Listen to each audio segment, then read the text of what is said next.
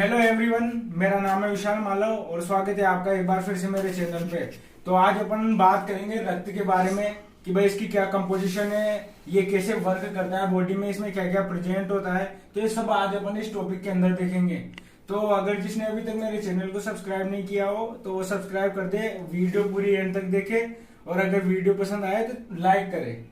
तो जो रक्त होता है एक तरह से तरल संयोजी ऊतक होता है। अपन बात करें तरल संयोजी ऊतक, तरल संयोजी ऊतक, संयोजी ऊतक इसको इस वजह से बोलते हैं क्योंकि ये पूरी बॉडी में सर्कुलेट होता है, जिसकी वजह से ये अलग अलग आर्टरीज वेन के माध्यम से अलग अलग अंगों को आपस में जोड़ता है। तो ये संयोजन का काम करता है, तो इस वजह से संयोजी बोलते हैं। और तरल इस वजह से बोलते हैं अपन क्योंकि ये जो होता है ना लिक्विड फॉर्म में पाया जाता है, मतलब लिक्विड होता है एक तरह से।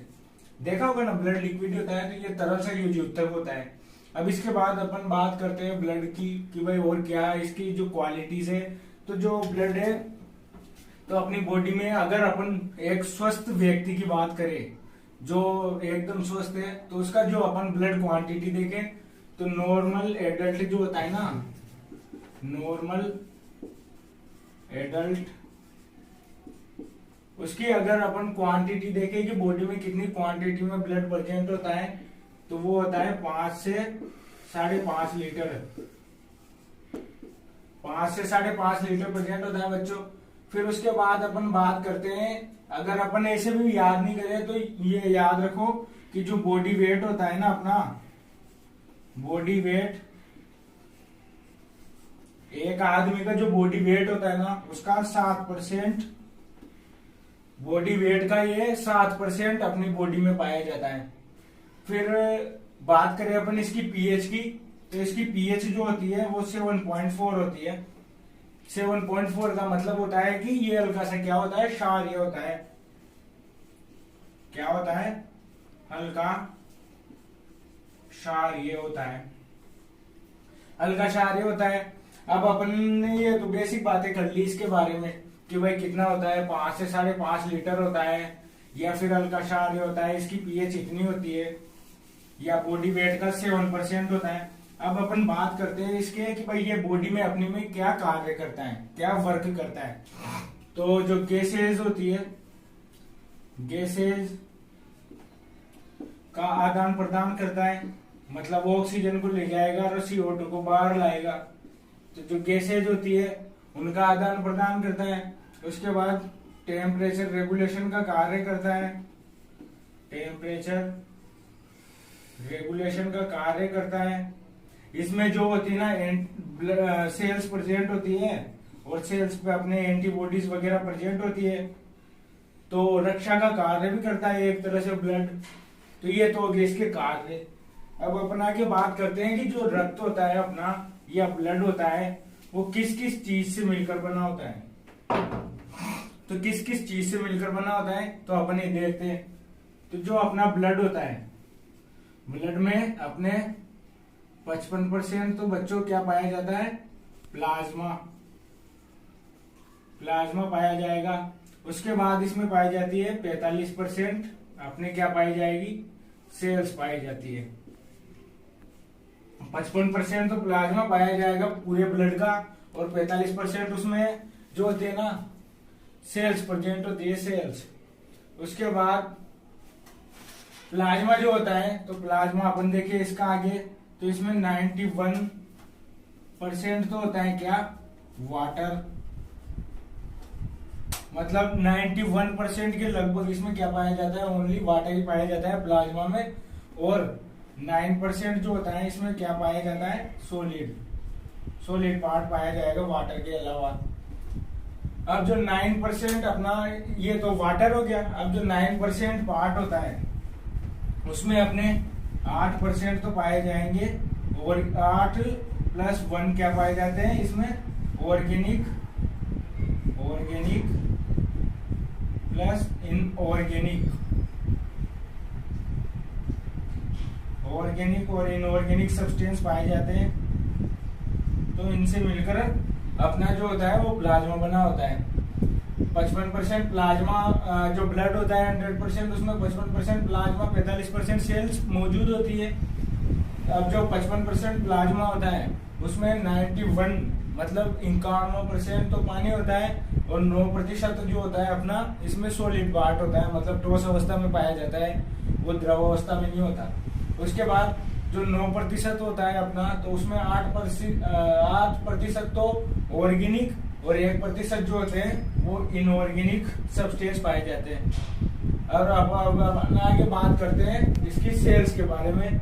तो 45% में कौन सी सेल्स पाई जाती है, तो इसमें सेल्स में पाई जाएगी अपनी आरबीसी, डब्ल्यूबीसी और प्लेटलेट्स। तो ये पाई जाती है अपनी 45% सेल्स में, आरबीसी, डब्ल्यूबीसी, प्लेटलेट्स। अब अपन बात करते हैं आगे प्लाज्मा की। तो आगे प्लाज्मा की बात करें तो जो प्लाज्मा होता है, इस प्लाज्मा में ही अपने पाई जाती है प्लाज्मा प्रोटीन। क्या पाई जाती है? प्लाज्मा प्रोटीन, जिसमें होती है एल्बुमिन, ग्लोबुलिन, फिब्रिनोजन,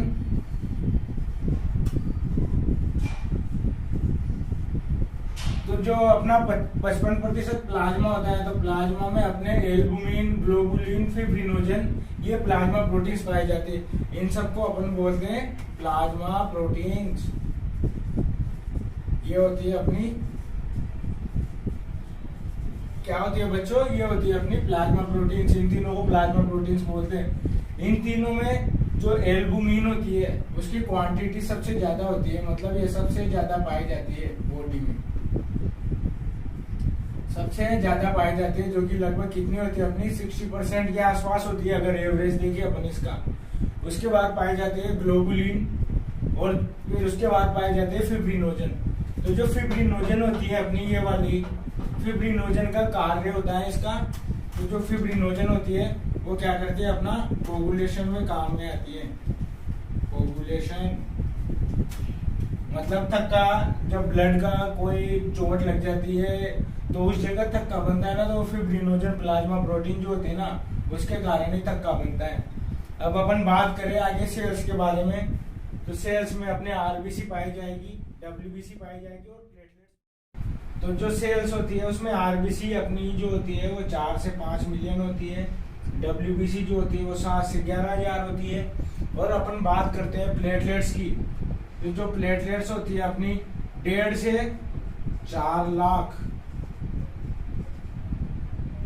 1.5 से 4 लाख इनकी नॉर्मल वैल्यू होती है। अब अपन इनको काय में किस चीज में व्यक्त करते हैं भाई? अपन ऐसे तो बोलेंगे नहीं कि भाई 1.5 से 4 लाख होती है, तो 4 लाख क्या होती है? यूं तो है नहीं कि भाई पूरी ब्लड में होती है। तो अपन इनको समझाने के हिसाब से अपन बोलते हैं सेल्स पर क्यूबिक एमएम या एमएम क्यूब, मतलब 4 से 5 मिलियन सेल्स पर एमएम क्यूब होती है, 7 से 11,000 सेल्स पर एमएम क्यूब होती है, और 1.5 से 4 लाख सेल्स पर एमएम क्यूब होती है। तो ये तो होगी ब्लड की बेसिक चीजें कि भाई प्लाज्मा में प्लाज्मा प्रोटीन्स पाई जाती है। कौन कौन सी पाई जाती है बच्चों? Albumin, globulin, fibrinogen. उसके बाद जो सेल्स होती है उसमें आरबीसी, डब्ल्यूबीसी, प्लेटलेट्स पाई जाती है। जो 55% प्लाज्मा होता है इसमें वाटर सॉलिड होता है। अब अपन बात करते हैं जो सेल्स होती है अपनी आरबीसी, डब्ल्यूबीसी, प्लेटलेट्स। तो ये सेल्स बनती क्या है, और जब बनती है तो अपन उस प्रक्रिया को बोलते क्या है? तो जो आरबीसी, डब्ल्यूबीसी जो होती है ना, प्लेटलेट्स, ये काय में बनती है अपनी बोन मेरो में। काय में बनती है बच्चों? बोन मेरो में बनती है। कौन से बोन मेरो में? रेड बोन मेरो में बनती है। और जो डब्ल्यूबीसी होती है व्हाइट बोन मेरो में बनती है। तो इस वजह से अपन इनको बोलते हैं कि काय में किस चीज में बनती है? ये बनती है अपनी बोन मेरो में, अस्थि मज्जा। ये बोन मेरो के अलावा जो लंबी और चपटी, तो जो अपनी लंबी अस्थियां और चपटी बोन्स होती है ना, उनके सिरों पर भी जहाँ पे बोन मेरो मौजूद होता है ना, वहां पे बनती है लंबी अस्थियां, जैसे रेडियस अल्ना होगी अपनी, या फिर फीमर होगी, टिबिया फिबुला होगी। तो ये जो अपनी लंबी अस्थियां, चपटी अस्थियां होती है ना, उनके सिरों पर बनती है, क्योंकि वहां पे अपना बोन मैरो मौजूद होता है। अब जो बन गई है तो किस प्रक्रिया के से बनती है?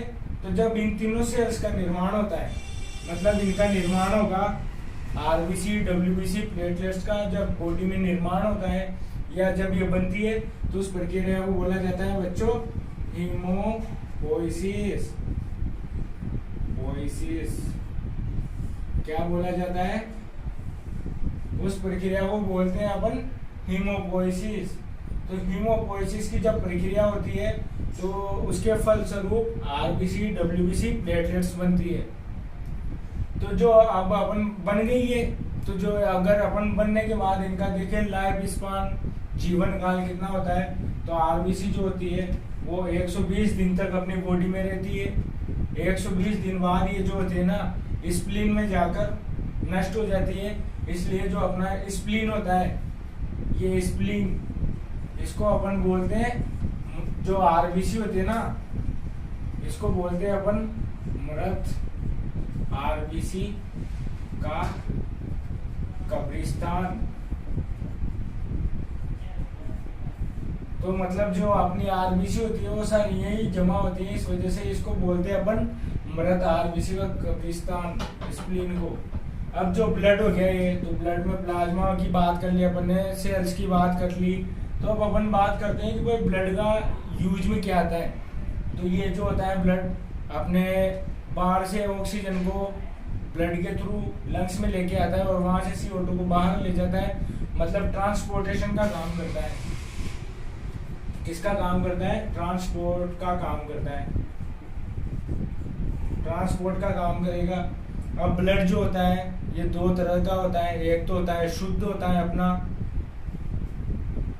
इसको चलो मैं रब कर देता हूं ताकि आपको अच्छे से समझ में आ जाए।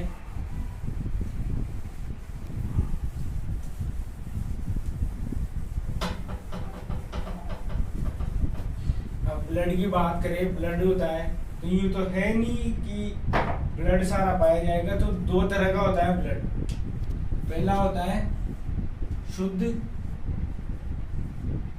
और दूसरा होता है अशुद्ध। जो शुद्ध होता है उसको अंग्रेजी में अपन बोलते हैं ऑक्सीजनेटेड,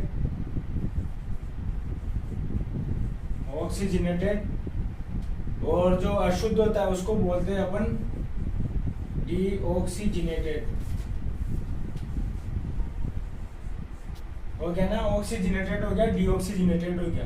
अब अपन पता कैसे करेंगे शरीर में कि भाई ऑक्सीजनेटेड कौन सा है, डीऑक्सीजनेटेड कौन सा है? भाई ऑक्सीजनेटेड और डीऑक्सीजनेटेड दोनों होते हैं, लाल है। लेकिन पता करने के लिए अपन इस तरह याद रख सकते हैं कि जो आर्टरी होती है अपनी, आर्टरी जिसको हिंदी में बोलते हैं शिरा, तो उसमें पाया जाता है अपना शुद्ध ब्लड। और जो अपनी वेन्स होती है, सॉरी आर्टरी को अपन बोलते हैं यहाँ पे धमनी हिंदी में।